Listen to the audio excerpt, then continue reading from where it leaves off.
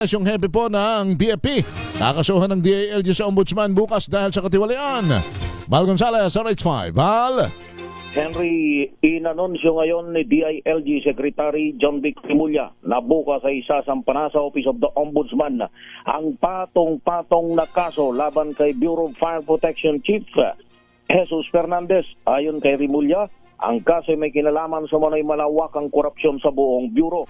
Kabilang sa mga reklamo ay may kinalaman sa manoy sistematikong pandaraya sa procurement ng fire trucks mula taong 2021 hanggang 2025. Sabi ng kalihim, presyong sobra-sobra dahil sa pakikisabwatan sa mga kontratista upang makakuha ng sariling pakinabang. Kasama rin dito ang umano'y pagbibenta ng fire extinguisher sa presyong triple at pinipilit ang malilit na negosyo na kumuha ng taonang refilling para lamang makakuha ng permit. Binigyang diin ni Rimulya na ito'y unang batch pa lamang ng mga kaso laban sa mahigit 50 mga kawani.